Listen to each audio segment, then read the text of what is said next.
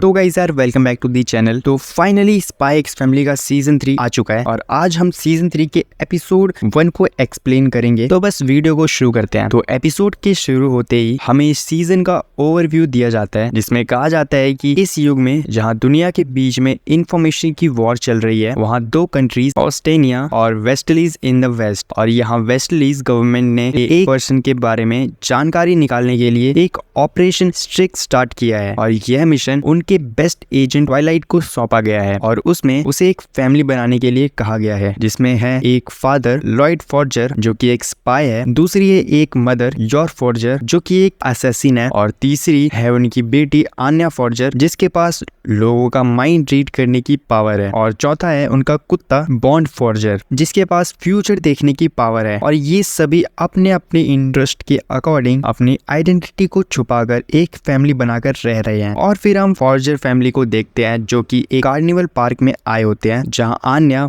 मजे से आइसक्रीम खा रही होती है, और तभी लॉयड एक पुडिंग के स्टॉल को देखता है और फिर सजेस्ट करता है कि चलो हम भी खाते हैं, और मन में ये सोचता है कि हमें कोई भी देख सकता है और कभी भी, तो ऑपरेशन स्ट्रिक्स के लिए मुझे एक हैप्पी फैमिली दिखाना होगा। और वो लोग पुडिंग खाते हैं और फिर आन्या कहती है अब मुझे क्या करना चाहिए, और फिर एक गुब्बारे वाले को देखकर वो कहती है कि मुझे बलून चाहिए, मैं बहुत सारे बलून पकड़कर फोड़ूंगी, और वो गुब्बारे वाले के पीछे जाती है। और तभी बॉन्ड एकदम से रुक जाता है और वो फ्यूचर देखता है जहाँ एक आदमी एक क्रेन से पूरे पार्क को डिस्ट्रॉय कर रहा होता है, जिसे आन्या भी बॉन्ड के दिमाग को पढ़ के जान जाती है और बहुत टेंशन में आ जाती है। और फिर वो अपने आसपास के लोगों के दिमाग को पढ़ के पता लगाने की कोशिश करती है कि वो बुरा आदमी कौन है। और तभी वो किसी को देखती है जो सोच रहा होता है कि छुट्टी वाले दिन भी उसे काम क्यों करना पड़ रहा है, और सिर्फ वही है जो काम पे आया है, और ये सब बहुत ज्यादा अनफेयर है, और तो मुझे पैसे भी बहुत कम मिलते हैं, और ये लोग यहाँ एंजॉय कर रहे हैं, सब रिलैक्स हैं, छुट्टी एंजॉय कर रहे हैं। और फिर वो बोलता है कि बहुत हुआ, काश तुम सब गायब हो जाते हैं, और ये बोल के वो वहाँ से भाग जाता है। और तभी अन्य के पीछे लॉयड और योर आते हैं और वो पूछते हैं कि क्या हुआ, अब तुम्हें गुब्बारे नहीं चाहिए। और अन्य को समझ नहीं आता कि वो क्या बोले, और वो उनको ये बात नहीं बता सकती, नहीं तो उन्हें उसके पावर्स का पता चल जाएगा। और इतना सब सोचने के बाद वो कहती है कि उसे घर जाना है। और फिर लॉयड सोचने लगता है कि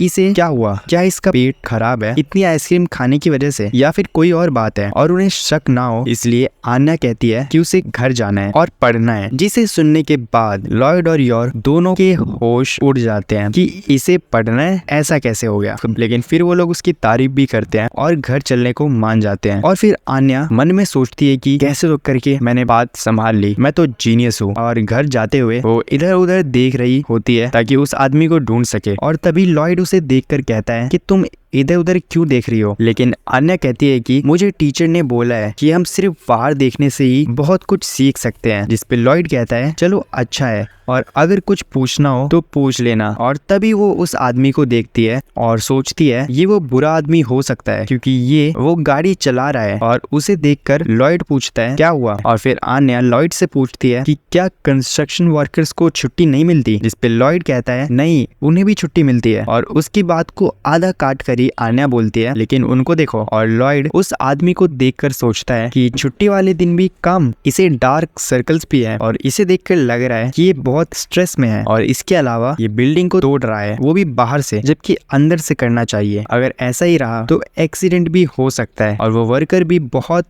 गंदे तरीके से ड्राइव कर रहा था। और तभी वो अपने शीशे को साफ करने बाहर निकलता है और उसका पैर फिसल जाता है, जिसके बाद उसका गुस्सा और भी बढ़ जाता है और वो अब फिर से अंदर बैठता है और भी लापरवाही से चलाने लगता है। जिसके बाद लॉयड बाकी सबको वहीं रुकने को कहकर आगे जाता है और वो आदमी आगे बढ़ने लगता है, जिसे देखकर लॉयड सोचता है हम पार्क के पास हैं और अगर मैंने इसे नहीं रोका तो बहुत बुरा हो सकता है। और वो सोचता है कि उसे क्या करना चाहिए। और तभी वो एक और मशीन को देखता है और वो उसके अंदर चला जाता है। वो उसके वायर्स निकालता है और उसे स्टार्ट करता है, और फिर वो उस आदमी की तरफ बढ़ने लगता है, जिसे देख के वो आदमी भी लॉयड की तरफ आता है और दोनों एक दूसरे से टकरा जाते हैं। और इसे देख के आन्या चीयर करती है, लेकिन योर एक बिल्डिंग को देखती है जो एक बूढ़े आदमी पे गिरने वाला होता है तभी वो आन्या को बॉन्ड के ऊपर बैठा के पीछे जाने को कहती है और खुद भागकर उस बूढ़े आदमी को बचा लेती है। और योर की इस मूव को आन्या एक नाम देती है, मदर सुपर एक्रोबैट क्रश। और योर कहती है अरे नहीं, मैंने तो बस इस मूव को सर्कस में देखकर प्रैक्टिस किया था। और दूसरी तरफ यहाँ ये दोनों अभी भी टकरा रहे होते हैं। फिर लॉयड अपने मशीन को गोल गोल घुमाता है जिससे सामने वाले की खिड़की के कांच टूट जाते हैं और वो उसके मशीन को अपने मशीन से पकड़ के गिरा देता है। और फिर वो उसके पास जाके कहता है कि तुम बहुत टाइम से सोए नहीं हो, जाके अच्छी नींद लो। और फिर जब शाम को वो सब वापस घर जाते हैं तो आन्या को पढ़ाई करनी पड़ती है। और फिर आन्या बोलती है कि मुझे एनीमे देखना है, लेकिन लॉयड कहता है कि तुमने ही तो कहा था कि तुम पढ़ना चाहती हो, तो आज हम सिर्फ पढ़ेंगे। और कहती है पापा आप बहुत बुरे हो। और फिर योर आन्या को कहती है कि आज वो आन्या के लिए स्पेशल खाना बनाएगी। और ये बात सुनकर बॉन्ड और आन्या दोनों डर जाते हैं। और फिर आन्या कहती है हमने पीस तो बचा लिया, लेकिन यहाँ मेरा पीस डेंजर में है। और फिर सीन शिफ्ट होता है अगले दिन पे और हम देखते हैं कि सिल्विया वो फियोना जिसका कोड नेम नाइटफॉल है उसको एक मिशन दे रही होती है। वो कहती है कि ये है सर्गे ओस्तुस्का जो कि ईस्ट में इकोनॉमिक कमेटी का एक मेंबर है और इसी ने गैर कानूनी तौर से वेस्ट में आने वाले स्ट्रॉबेरी एक्सपोर्ट को रोक दिया है, जिसकी वजह से पूरे नेशन में स्ट्रॉबेरी शॉर्टेज देखने को मिला है। इसलिए फॉरेन मिनिस्टर ब्रांच अगले दिन बहुत गुस्से में आ गए थे जब उन्होंने देखा कि उनके बर्थडे केक में एक भी स्ट्रॉबेरी नहीं था। तो इसलिए मैं चाहती हूँ कि तुम इसके बारे में कुछ करो नाइटफॉल। फिर नाइटफॉल यस मैम कहती है और फिर दूसरे दिन वो लॉयड से हॉस्पिटल में मिलती है। फिर लॉयड कहता है कि क्या तुम्हें एक ऐसा बंदा चाहिए जो कि दूसरे स्टेट का फेक सील बना सके। फिर फियोना कहती है हाँ, अगर मुझे फेक एक्सपोर्ट लाइसेंस मिल गया तो मैं इसके बाद खुद संभाल लूंगी। फिर लॉयड कहता है कि अभी तो मैं ऐसे किसी प्रोफेशनल को नहीं जानता, लेकिन हाँ मैं किसी को जानता हूँ जिसके अच्छे कनेक्शंस हैं। फिर फियोना पूछती है कि क्या ये बंदा भरोसे के लायक है। फिर इसमें लॉयड कहता है कि तुम फिक्र मत करो, वो मेरा ही एक पहचान का बंदा है। फिर फियोना कहती है इसके लिए शुक्रिया और मुझे माफ करना जो मैंने आपको इस मिशन के लिए परेशान किया। अगले सीन में हम देखते हैं नाइटफॉल उस लोकेशन पे पहुंचती है जहाँ पे ट्वाइलाइट का खबरी रहता है। फिर वो देखती है कि उसके दरवाजे में कुछ लिखा हुआ है, लेकिन असल में वो एक ट्रैप होता है। लेकिन हमारी जासूस उस ट्रैप को भी तोड़ देती है और जैसे ही वो अंदर घुसती है वहाँ पे और भी बहुत सारे ट्रैप्स लगे हुए होते हैं, लेकिन वो सारे ट्रैप से बच के फाइनली उस खबरी के पास पहुंची जाती है। फिर वो खबरी उस लड़की के सर के पीछे गन रख के उससे पूछता है कि तुम बहुत आसानी से यहाँ पहुंच गई, बहुत अच्छे। फिर नाइटफॉल कहती है और तुम शायद वही खबरी फ्रैंकलिन हो। फिर फ्रैंकलिन कहता है अच्छा तो तुम मेरे फैन हो गया, यहाँ ऑटोग्राफ लेने आई हो। नाइटफॉल उससे कहती है कि मेरे पास तुम्हारे लिए एक काम है। फिर फ्रैंकलिन अपना मास्क उतार देता है और कहता है कि अच्छा तो तुम उसके दोस्त हो, मैं फालतू में ही एक्साइटेड हो रहा था। फिर नाइटफॉल उसे कहती है कि फ्रैंकलिन एक बेकार सा नाम है और एक बेकार सा बंदा है। फिर फ्रैंकलिन उसे कहता है कि लेकिन मैं काम बहुत अच्छे से करता हूँ, मुझे अंडर एस्टिमेट मत करो। फिर फ्रैंकलिन थोड़ा कूल बनने के लिए कहता है अच्छा तो तुम शायद अब मेरे स्पेशल लेडी डिस्काउंट के लिए एलिजिबल हो। जिसके बाद नाइटफॉल वहाँ से जाने लगती है और जाते जाते कहती है कि मैं तो गलत बंदे के पास आ गई। फिर फ्रैंकलिन कहता है कि अच्छा सॉरी, अब वापस आ जाओ, मैं अब सीरियस होकर बात करूंगा। फिर आगे फ्रैंकलिन उसे कहता है कि तुम्हें सिर्फ फेक लाइसेंस की नहीं बल्कि उसमें एक ऑफिशियल स्टैम्प की भी जरूरत होगी, ठीक है। फिर तुम मुझे अपना डॉक्यूमेंट्स दे दो, बाकी तुम्हें जो जो चाहिए होगा मैं अपने एक दोस्त से वो सब तुम्हारे लिए अरेंज करवा दूंगा। फिर नाइटफॉल कहती है किस चीज की डॉक्यूमेंट। फिर फ्रैंकलिन कहता है कि अरे वही सब चीजों की जिसमें तुम्हें क्या क्या बनवाना है और कितने बजे तक चाहिए और उसके साथ में तुम्हें कौन कौन सा खाना खाना है, कौन कौन सा खाना पसंद है, कौन सी मूवी पसंद है वगैरह वगैरह। फिर नाइटफॉल कहती है कि मैं तुम्हें कुछ नहीं बताने वाली, बाकी तुम मुझे उस दोस्त से मिला दो, उससे मैं खुद ही डील कर लूंगी। फिर फ्रैंकलिन कहता है कि अच्छा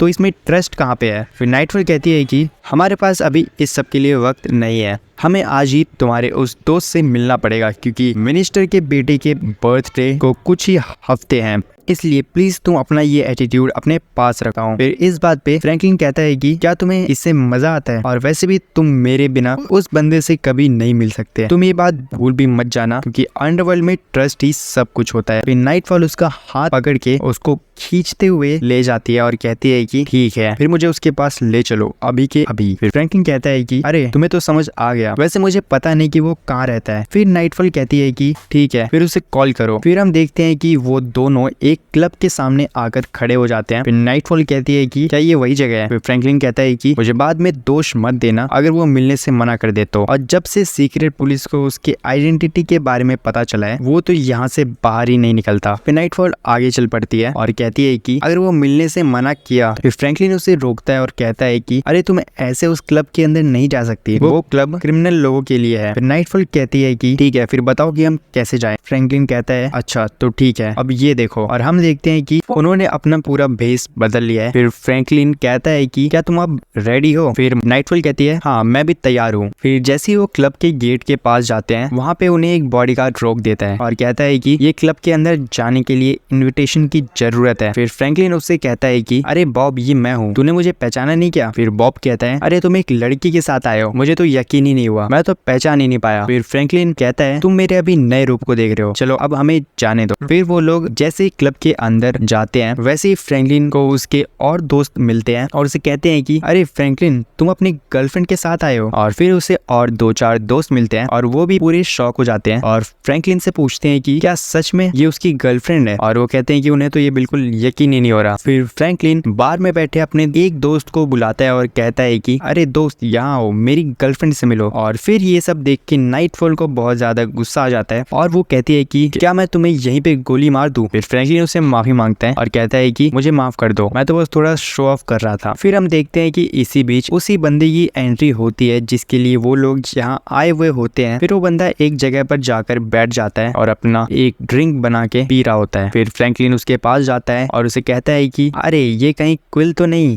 बहुत दिन हो गए मेरे दोस्त। फिर फ्रैंकलिन उससे बात कर ही रहा होता है कि नाइटफॉल सीधा उसे कहती है कि मेरे पास तुम्हारे लिए एक काम है। फिर क्विल उसे पूछता है कि अच्छा तो तुम कौन हो वैसे? फिर नाइटफॉल आगे बढ़ती है और कहती है कि डील पहले डिटेल्स बाद में, मैं तुम्हारे काम और उसके प्राइस इसमें लिखती है। लेकिन वो बंदा उसकी ऑफर देखकर वहां से चलने लगता है और कहता है कि एक दोस्त की रिक्वेस्ट से मैं यहाँ आया था, लेकिन मुझे तो यहाँ आना टाइम वेस्ट लग रहा है। तुम्हारा ये ऑफर और तुमने जो दिए ये बिल्कुल ही बकवास है, इसलिए तुम कहीं और जाकर देखो। वैसे ही मेरे पास और नए क्लाइंट्स हैं और उनके साथ मैं अभी बिजी हूँ। फिर फ्रैंकलिन उससे कहता है कि अरे जरा रुको जाओ, हमारी बात तो सुनो। फिर क्विल कहता है कि अगर तुम चाहते हो कि मैं तुम्हारी बात सुनूं तो फिर मुझे एक ऐसा ऑफर दो कि जिसे मैं मना ना कर पाऊं। और ये सब बात वो लोग उस क्लब से बाहर निकलते हुए कह रहे होते हैं और तभी नाइटफॉल कहती है वो 2 लोग हमारा पीछा कर रहे हैं, क्या वो तुम्हारे कस्टमर है? क्योंकि मुझे वो दोनों थोड़ा सस्पिशियस लग रहे हैं। फिर क्विल फ्रैंकलिन से कहता है अरे फ्रैंकलिन, क्या तुमने ऐसा कोई काम किया है जिससे तुम्हारा कोई पीछा कर रहा हो? फिर फ्रैंकलिन कहता है अरे तुम्हें क्या लगता है मैं क्या कोई नौसिखिया हूँ? फिर नाइटफॉल कहती है तुम्हें पूरा यकीन है ना कि वो तुम्हारे क्लाइंट्स कोई ऐसे वैसे लोग तो नहीं है ना? फिर फ्रैंकलिन कहता है इसलिए मैं कहता हूँ कि जब किसी क्लाइंट से मिलो तो उसके बारे में थोड़ा जान लो। फिर क्विल वहाँ से फौरन ही भागने लगता है और कहता है कि मैं उन्हें मुझे ले जाने नहीं दूंगा। फिर हम देखते हैं कि एक बंदा सीधे क्विल की ओर भागते हुए आता है उस पे हमला करने के लिए, लेकिन वहाँ पे नाइटफॉल की एंट्री होती है और वो सीधा उसके मुंह पे एक किक मारती है। फिर फ्रैंकलिन कहता है कि ओ तुम तो छा गई। फिर क्विल भागते हुए कहता है कि क्या तुम पागल हो गए हो क्या? तुम खुद अपने पीछे मुसीबत क्यों बुला रही हो? नाइटफॉल कहती है कि मेरे पीछे से तो तब से मुसीबत लग चुकी थी जब वो लोग मुझे तुम्हारे साथ देख चुके थे, और वैसे भी अगर तुम मुझे पेबैक करना चाहते हो तो तुम्हारी लाइफ बचाने के लिए तो मेरा डील एक्सेप्ट करो। फिर एक बंदा चाकू से उन पे हमला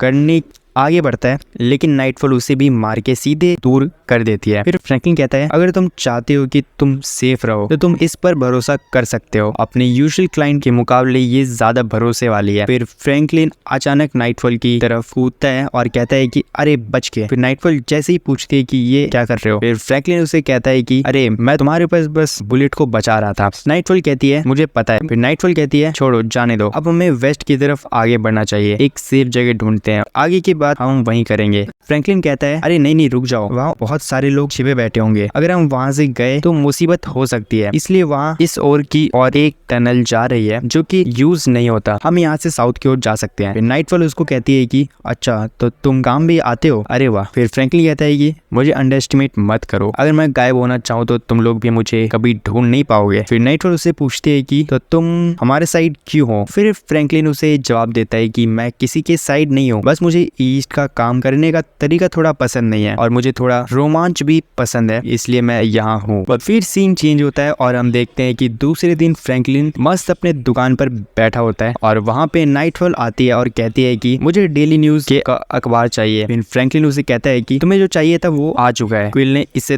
तुम्हारे लिए जल्दी इंतजाम कर दिया। फिर नाइटफॉल उसे कहती है ये सुनकर मुझे अच्छा लगा। फिर फ्रैंकलिन कहता है कि लेकिन वो 50% एक्स्ट्रा चार्ज किया है। फिर फ्रैंकलिन उससे पूछता है कि कि अच्छा एक बात बताओ, ये मत कहना कि वो सब लोग जो हमारे पीछे कल पड़े थे उन लोगों को तुमने बुलाया था। फिर नाइटफॉल उसे कहती है कि तुम किस बारे में बात कर रहे हो, मुझे तो कुछ पता ही नहीं। फिर फ्रैंकलिन कहता है और मैं तुमसे उम्मीद क्या कर सकता हूँ। और इसके बाद यहाँ पे एपिसोड जो है वो खत्म हो जाता है। तो अगर आपको ये वीडियो पसंद आई हो तो वीडियो को लाइक करके हाइप कर देना। बाकी चैनल पे पहली बार आए हो तो सब्सक्राइब भी कर देना। मिलते हैं आपसे अगली वीडियो में, तब तक के लिए बाय बाय।